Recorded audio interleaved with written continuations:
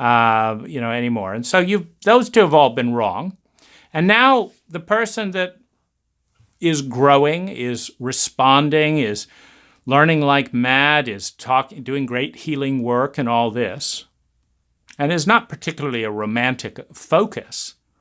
The sex is not the big thing or anything like that. No, this just seems like a really healthy relationship with someone that wants to learn and grow, and she's learning and growing. And you're saying it's a terrible idea. Well, I know, since these last two psychics have been 100% wrong, maybe it's a good sign that you, another psychic, are sure this is not going to work. Particularly as I look at the track record over the last 10 years, you're wrong about half the time. So maybe my big mistake is paying any attention at all to psychics when it comes to making important decisions about the most meaningful feminine connections in my life. And so I ignored Steve, thank heavens, and found one of the most compatible and lovely women in my life, who has grown 6,500% in life skills, increased personal well-being, a stable 300 to 500%, is we're very happily married, learning all kinds of things on a regular basis. And so, when you spend time with 30 or so healers, intuitive psychics and all that, and, you have little data sets like this, you can say, interesting. Maybe if a psychic says, don't do it, go do it, if it makes sense to you, etc. I mean, that would be one thing you could learn from something like that.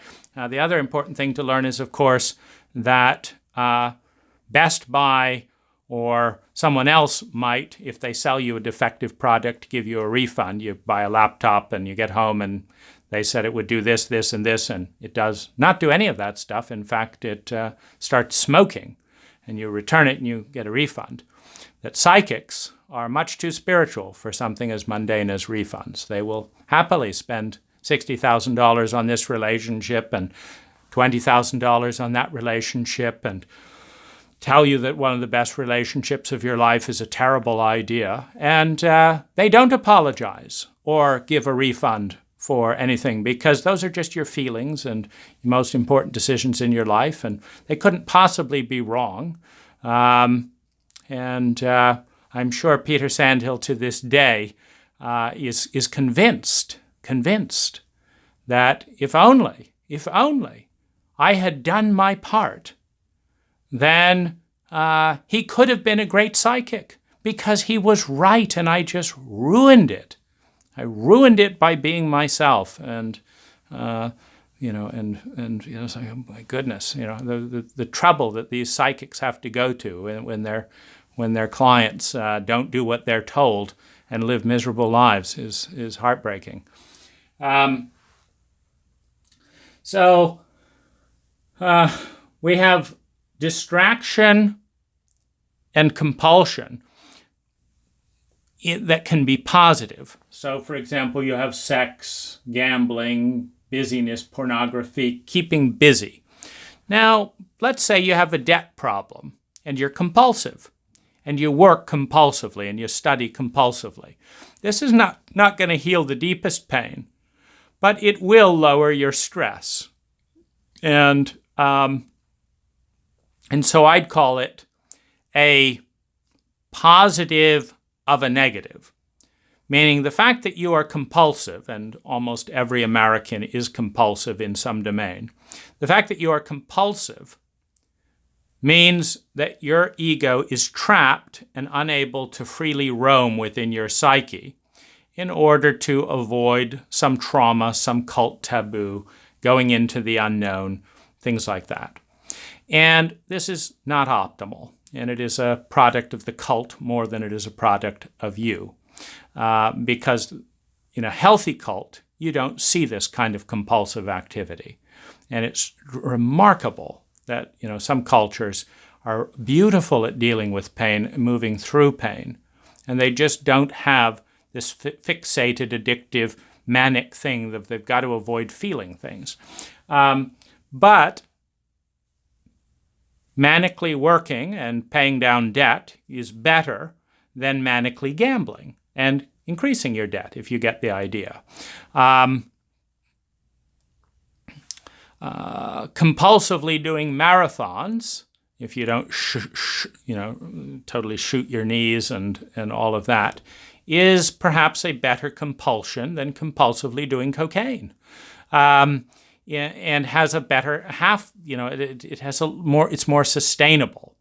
Compulsively eating, probably better than compulsively taking OxyContin, if you're going to pick between the two. So of the distraction avoidance techniques, there is a gradient. And if you understand that there is pain you need to deal with, that you don't know how to deal with, and you can choose, binge watching documentaries about trauma is probably better than binge watching horror flicks if you have to binge watch something. And I did. So I binge watched psychology. I binge watched psychology YouTube videos. I binge watched trauma. I binge watched cultural In other words, when I needed to be addictive, I tried to have it carry me in a direction that would be useful. Useful for what? A video like this, for example. Helping other people in trauma, for example. When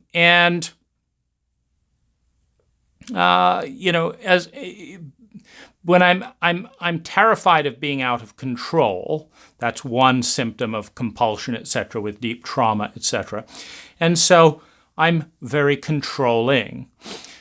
So the control would be called the drug, the compulsion. I can't feel out of control. So I'm very controlling, and and I feel a calmness if I can feel a certain amount of certainty. Okay, let's control things to go in at least a good direction. So I'm going to control the lighting in this room to have a better lighting environment. I'm going to pick a place and control this so that I can think clearly. I'm going to control the sound so that I'm not shocked. I'm going to control things in such a way that my wife has the best opportunity possible to learn things. I'm going to control the media that I watch to be useful. And so I'm going to feel this sense of control, of conscious, overcompensating for the fact that I feel out of control in all these emotional areas around the trauma. But let's do it in a way that's taking me towards a future that I'd like to move towards. And so that's a healthy distinction within the distraction, the compulsive action. Then there is pure pain management. So there's distraction, compulsion. There's healing the underlying pain. And then there's pain numbing. So eating too much is a pain numbing. Sex in this state is a pain numbing. Cocaine is a pain numbing, et cetera, et cetera. And so a pain numb is mostly useful in the short term. Like, for example, they blocked the nerve up here and totally put the arm to sleep, meaning I couldn't feel the arm while doing the operation. And the benefit of that is if I had felt the amount of pain based on the barbaric medicine levels of our current surgery practices, it's not a pretty sight if you watch a YouTube video on repairing a broken radial head. It's such a butchery, the current level of our surgery. I mean, certainly better than the past, but in terms of relative to integrating with the body systems, to put 10 screws in a metal plate near the nerves, this is no fun for the body. And so in that sense, the screaming, the shaking, and all that to manage that pain would disrupt the butchery. And so, to numb that all off completely while they're doing that is productive. Just as if you have to think clearly, and this is one of the reasons I used food as a numbing device, is I had to get the pain down to a level where I could think clearly. But once I'm thinking clearly, I don't waste the thoughts. I don't waste that window of clear thinking to watch Seinfeld. I focus on, processing, integrating, healing, learning about psychology, doing meditation, etc., until the pain rises up. When I wake up in the morning after a dissociative sleep pattern and have a couple of clear hours of feeling blissful before the dread, comes in, I use that to dream about the future and take action. And so if you're using pain as a numbing device as part of, addiction, etc., the purpose is to clear the mind, to start living and creating a world that you would be creating if you weren't in pain. Because the world that you tend to create when you're in massive amounts of pain is a world with massive amounts of pain. Just to give an example, if you walk around the streets in so much pain that you're in incredible irritable state because every little thing affects you and you're angry, and someone says, "How are you?" and say, I'm terrible, and da-da-da-da. You putting that out there tends to create a more painful future, which is a very difficult thing to deal with. It's one of the reasons it's so cruel to induce someone into that amount of pain, is because it can become self-perpetuating just because you're in it so much that just living it creates more pain for you and for other people who don't know how to deal with it. And in our culture, we don't. Now, the underlying and the deepest pain of all in all of this is chauvinism and separation from the larger whole. Chauvinism, the separation from and longing for wholeness, is the separation from and longing for the beauty, truth, and goodness within the feminine. Not the female, the feminine. It can be the female because females are given more permission in our cult to be feminine, but not at all necessarily. There are plenty of feminine men that are more feminine than females, but it's on a case-by-case basis. But one cannot be whole within the psyche until one's feminine self is honored and loved to the same extent as our masculine self, one. Two, a connection with the transcendent, which is that which we belong to, that we are a part of that is bigger than ourselves. Our ideals, for example, the larger ecology, the community, a sense of love and belonging, a relationship with God, Goddess, all that is. A sense of being a part of something more. Now, I know this is a profound area of healing because I'm doing a lot of work with meditation right now with the channel Lazarus, working with old tapes that I worked with when I was 13, 14, 15, 16, in my early years, I worked with Lazarus. As I told you, the first woman who ended up feeling abusive to my feminine side, she was a Lazarus fan and had worked with Lazarus for 20 years.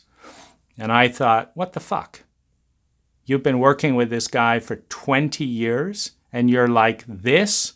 And then I thought, what the fuck? Lazarus isn't teaching anything useful about relationship. Lazarus isn't helping me avoid this bullying, this and that. Yeah, this is useless. And so then I went on to high, and I learned communication, like permissions and desires and requests and boundaries.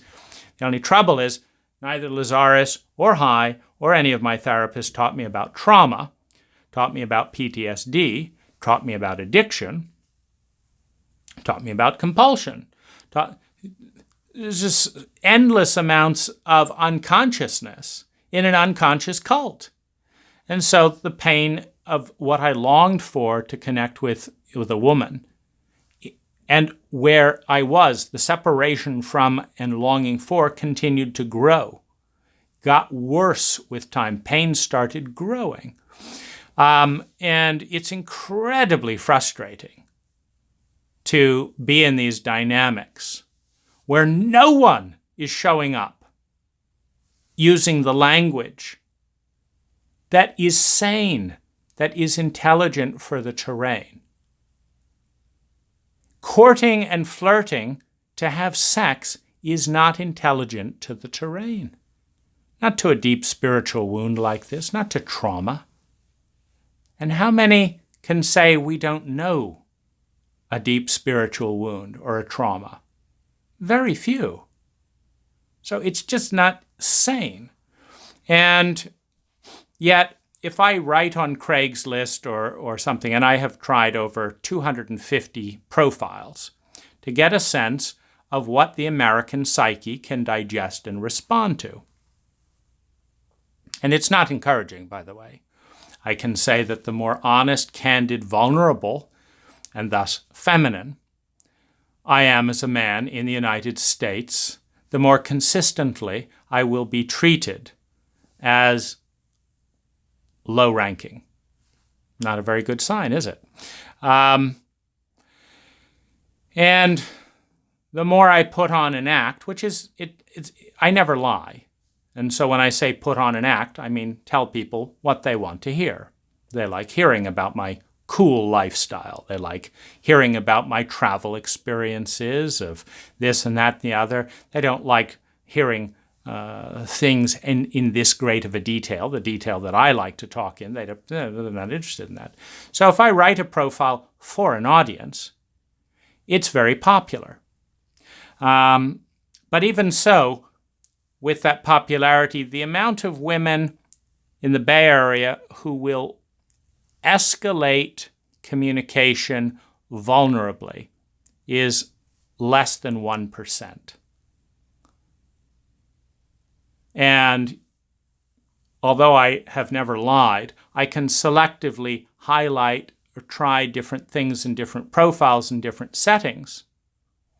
And basically conclude that the most healthy relationship dynamic of a committed, meaningful, spiritual relationship that has this kind of candor. No bullshitting. Let's be real from the first date. Let's talk about what a good ending would look like. What does love look like for you in this? What patterns do you want to create? What would great sex look like for you? What would a peak experience be like? This does not excite as much as frighten a majority of people. Well, that's alarming. If the healthiest direction is more frightening to a majority of people, and an unhealthy direction, which could be, hey, let's get a drink, or what do you think about the latest Bieber album or whatever it is, and let's chat back and forth. And, we've got a nice little vibe about absolutely nothing. We're not going to talk about family history. We're not going to talk about endings. We're not going to talk about trauma. We're not going to talk about addiction. We are going to make absolutely sure that we can invent, out of these tiny little texts and snippets, a complete fantasy world that is not real. And then we will be furious when the person turns out to be different than the one that we imagined. Well, this is not useful. It is not kind. And it is incredibly cruel to someone with a childhood attachment disorder, where if they form an attachment, it's very traumatic to have that broken off. So as we come to the end of this terrain, part of my goal is to see that you're not alone, one. And what that means is lifting the blame from you, the individual. Yes, you, the individual, can overcome all of these influences. The influence of dysfunctional parents, the influence of dysfunctional therapists, the influence of an unconscious education system that doesn't prepare you for life, the influence of a spiritual community that lies and cheats and doesn't take care of its core competency or responsibility, the influences of your acquaintances that show you massive amounts of interest when you do stupid things, and when you do really important things, they're nowhere to be found, the influence of a public who is terrified of vulnerability, the feminine in interest, particularly in men, and the obsession of businesses with your money, but not you as a human being. The various men and women who will shame and hurt you for being feminine and elevate you for being masculine. And your government, which my government, in the case of my first attempted marriage with Hanilin, managed to drag that out to a year and probably cost the relationship.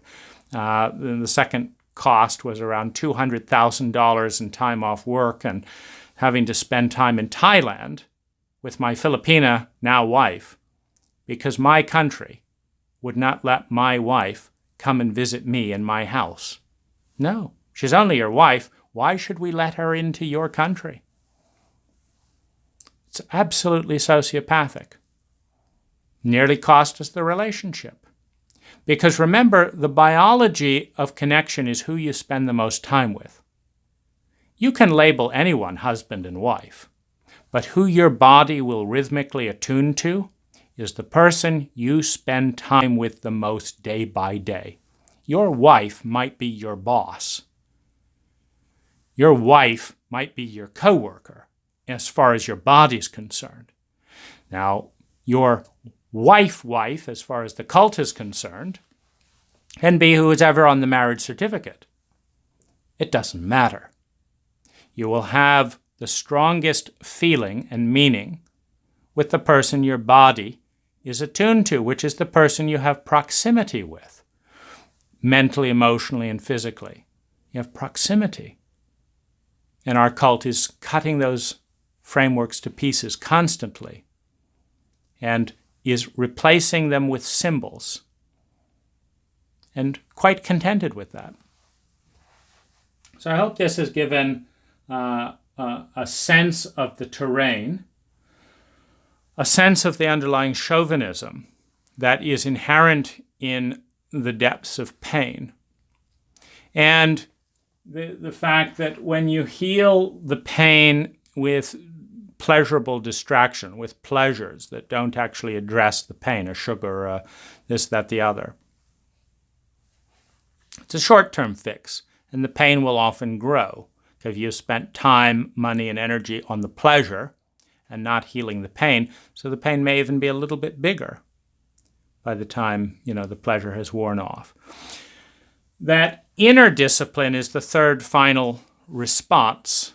So you've got healing the pain, distracting compulsively from the pain, which can be constructive or destructive, like a constructive therapy or working out, that builds your body, or running or something that helps you think and all that. And then finally, you've got holding space and understanding and being conscious of the pain and developing the gap between stimulus and response. Meaning, over this 4-year period of abuse, etc., when I first talked about some of these issues, just looking at them hurt me so much that my body would go into spasms as I would talk about some of this, because it's like, I can't bear to look at that. It's just so painful. And my tolerance for being with this pain has increased. The gap between stimulus, pain, and reactivity, the spasm, the compulsive behavior, has grown. There is a greater gap in me today between stimulus and response than there was a few years ago.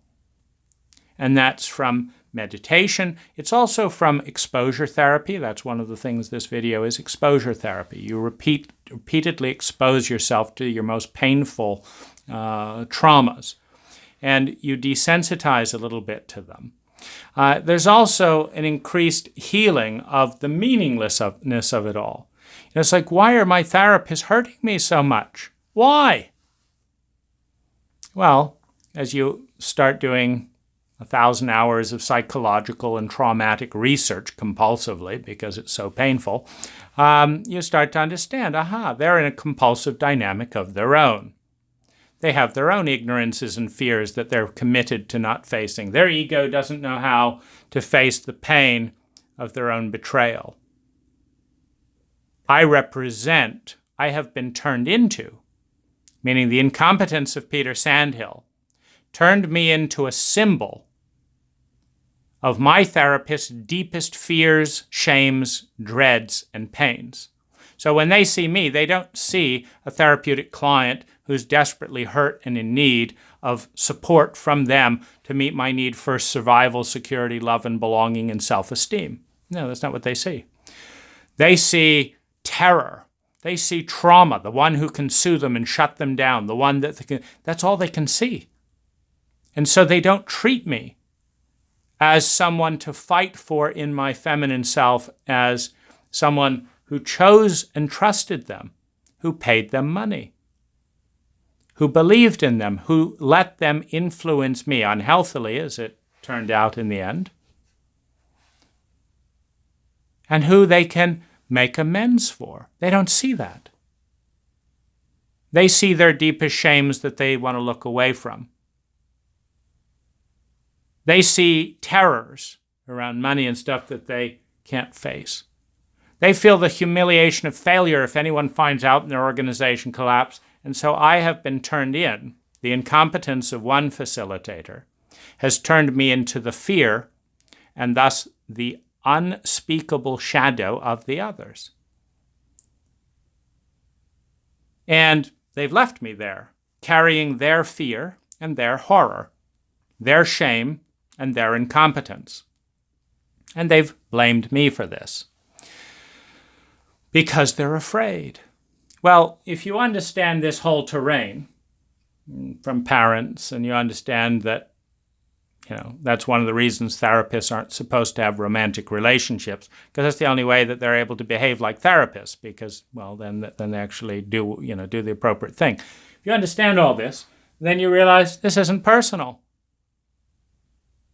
They're not singling me out for as much abuse as possible.